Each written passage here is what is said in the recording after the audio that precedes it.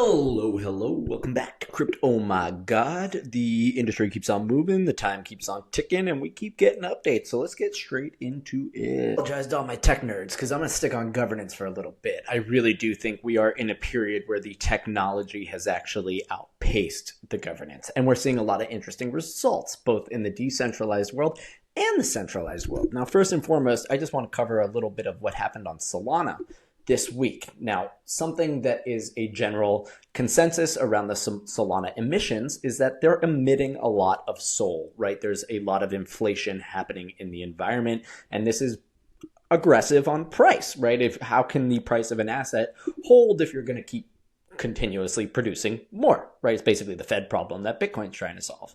Now, Solana has generally had an attitude of this sort of halving of emissions, but they are finding now that really they're overpaying for the security, aka they're emitting too much. It's at about 4%. So the proposal, Solana SMD 228, which stands for Solana Improvement Document 0228, which really was going to kick off in Epoch 753, if you want to get technical. And here's basically the presentation. This is coming from authors Tushar Jain and Vishal Kankani of Multicoin Capital, big Solana supporters, and Max Resnick, an Ethereum developer who has moved over to Solana, quite verbal about the whole experience. Under the present system, the network issues 4.6% of its tokens yearly, which reduces through annual 15% cuts until hitting 1.5%. This was the original launch of Solana. Now, according to the SIMD 0228, we have an adaptation to it. What they are assuming to believe is that the system changes emission levels when SOL tokens reach less than 1/3 stake status. This is a motivation for token staking.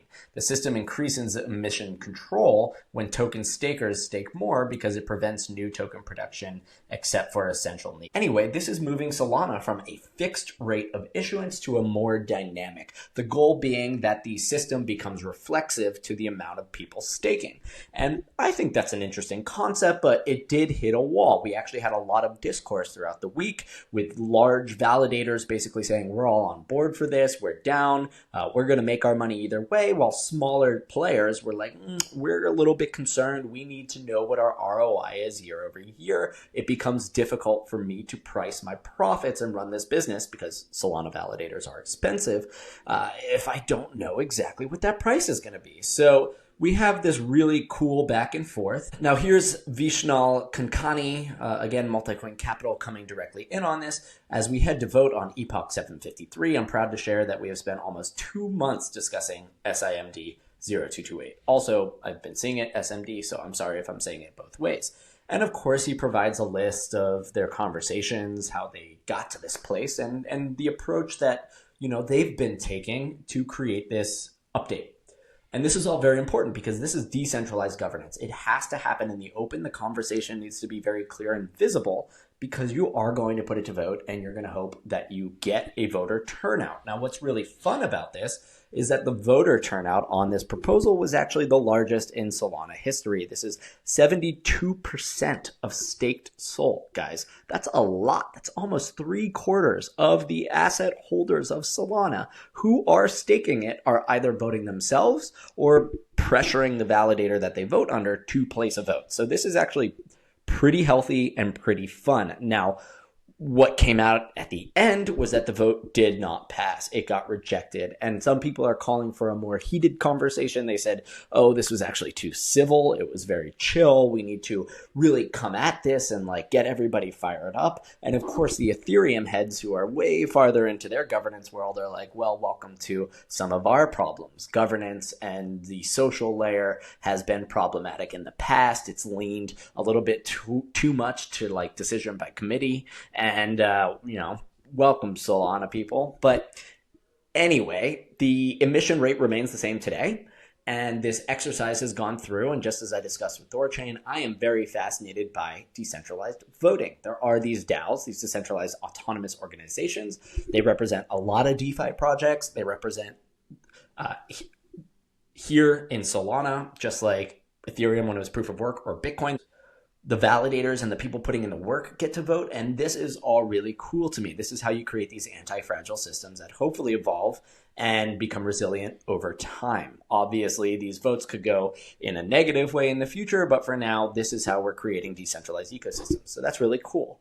On another bullish note, in the broader, more centralized governance space, we have the United States continuing to push forward on bills and regulation around crypto. So what just took place yesterday is the Genius Act, which is a bill that went to Senate and actually did pass Senate. So it's on to the House now. And it is looking to create clarity around stablecoins. Now, this is important because stablecoins are growing in dominance. People are putting more money on chain. This means more capacity to move those stables into crypto assets. So more stablecoins, good for our bags, but also blockchain facilitates a lot of things that standard money markets just like can't handle. And when I say money markets, I mean Visa, MasterCard, cash is kind of unique in its own right. But again, the point of sale devices and everything that we are used to spending digital dollars, that takes fees out of us because their infrastructure has to be maintained and it's expensive. Once you put your money on blockchain, we have this whole new vision. We have mass adoption happening out of Latin America, out of Africa, where they're mobile friendly. They've really done a leapfrog on technology. And these people are so excited to earn their cash locally and convert that to a dollar. That's because their stuff is hyperinflating. Their governments are all a mess. And the US dollar is the global savings repo, right? That's what people want to hold right now as chaos begins to pick up in the hopes that there is long-term stability in the dollar.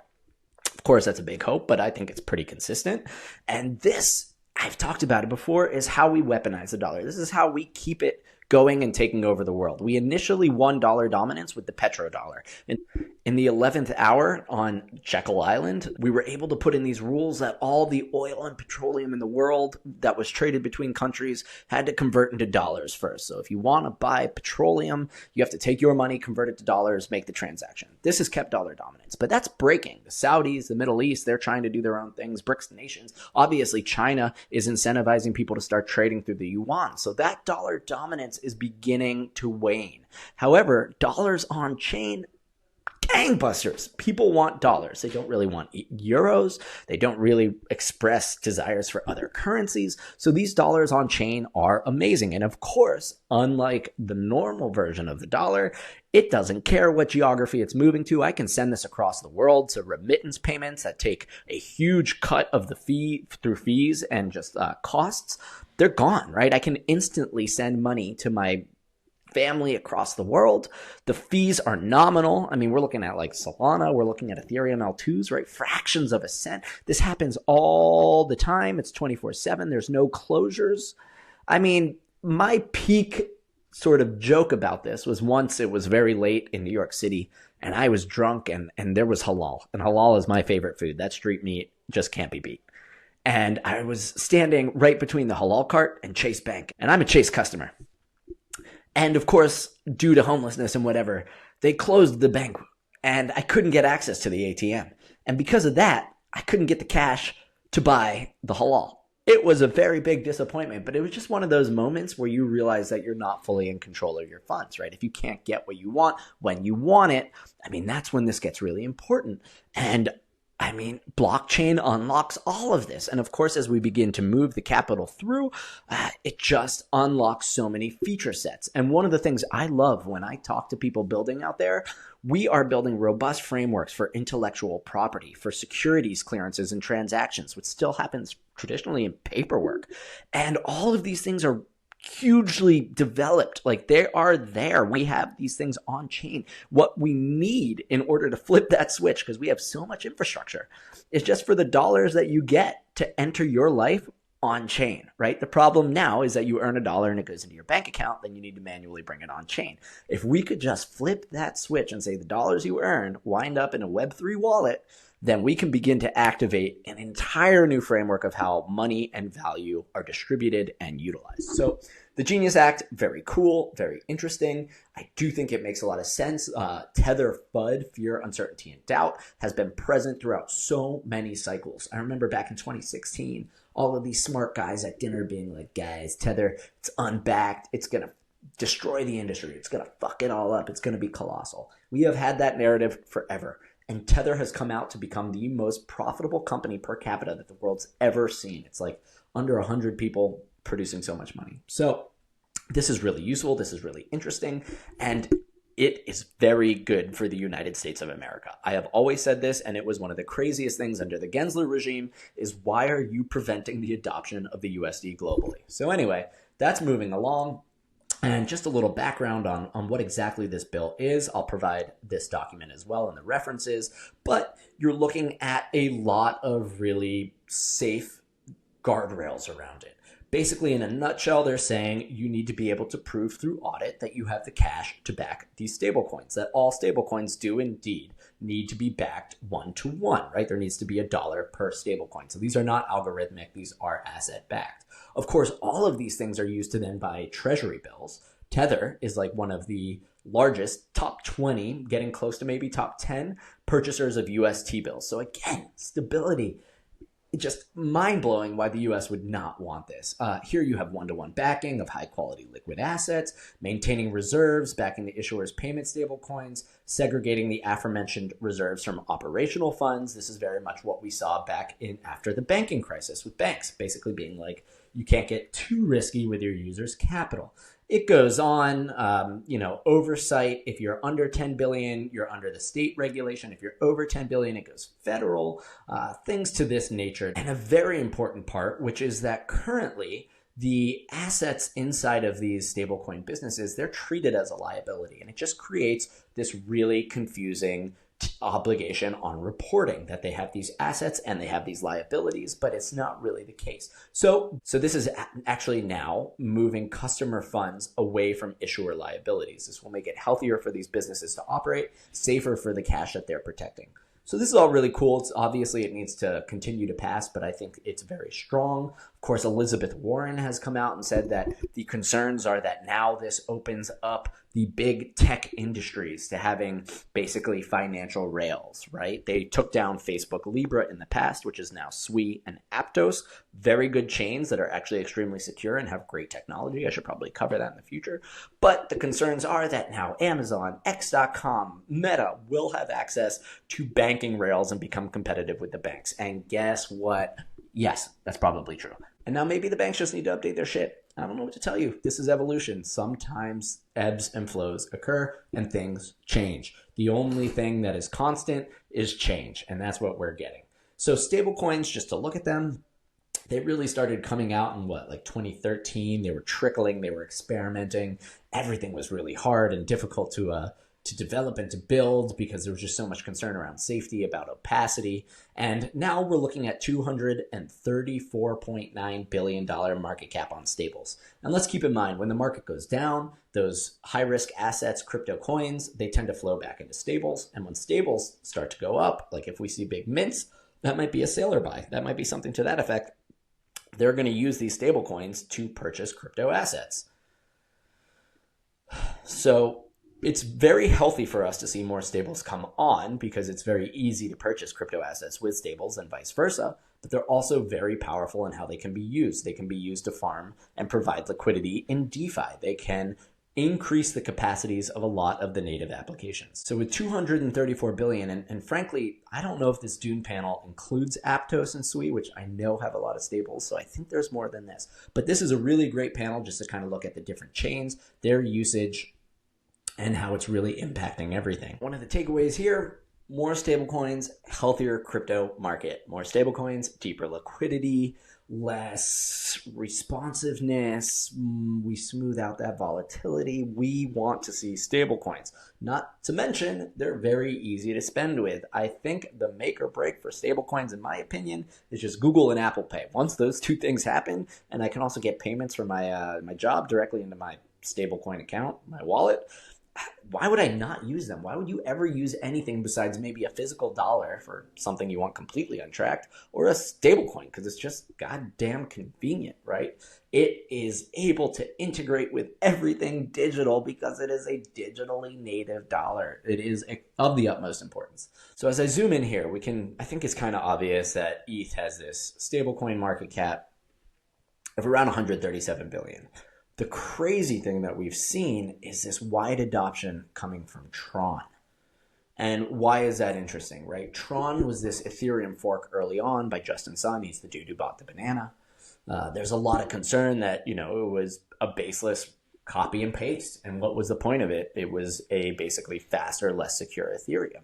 And there's a lot of concern that, was Tron influenced by the Yakuza, the triads, et cetera, et cetera. But what it did really well when Ethereum did not was it was cheap. So that was because its security model wasn't as solid as Ethereum, but that meant that the price was very low. And what we saw was this great African adoption of Tron to send stablecoins between each other. So this funky chain that doesn't really have any applications or high utility just got massive adoption around stablecoin sends. And we can see $64 billion. I mean, this is like by far the biggest one after Ethereum. And that's nuts because like no one likes the chain. Everyone on the tech side is like, nah, this is sus.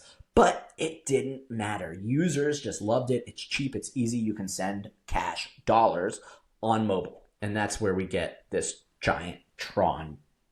And I think that's really far out. So you can just see that stablecoins actually have this entire use case and adoption curve that sits well outside the technologists and the nerds and the geeks that like to debate all day about on-chain security and nodes and validators and protocols because motherfuckers just want to send dollars. It's very convenient. It's very useful to their life. And if they can save and store their wealth in dollars and hopefully not lose it through exploits, well, this is a game changer for the entire planet. And that is why exporting dollar dominance to stablecoins is so powerful in weaponizing the USD, in maintaining the dollar's dominance globally. So this is really a big deal. We continue to have Elizabeth Warren trying to throw a hissy fit, but she is basically, that anti-crypto army was what pushed all of the Democratic crypto heads over to the Republican Party. So I don't know that she's being very helpful to anyone by vilifying these stablecoins. Obviously, all money and value is going to move into digital. If that benefits digitally native companies, I wouldn't be shocked. The banks are operating on tech from 100 years ago. I shit you not. They are on paper. They are printing. They have to compare receipts. It's absolutely insane. So this move to digitization, if I had to simplify it, is just very natural in a world where any kid born today is only going to know how to speak directly to machines, right? We are entering a world of AI LLMs where we have these communications in a natural way, and our money needs to move in the same fashion on those digital rails that we can interact with. And of course, we're going to put LLMs on top of the crypto wallets and all of these things bridging from chain to chain, yada, yada, yada. That's just going to be a, hey, Siri, do this. And I expect in the world, we will do things mostly by prompt. It will all be very natural and it will be communications based. So anyway, these are two big things that happened in the governance world this week. It's very exciting and it's expansive for both Solana and for stablecoins. And I look forward to sharing more with you. So have a great weekend and stay safe out there, y'all.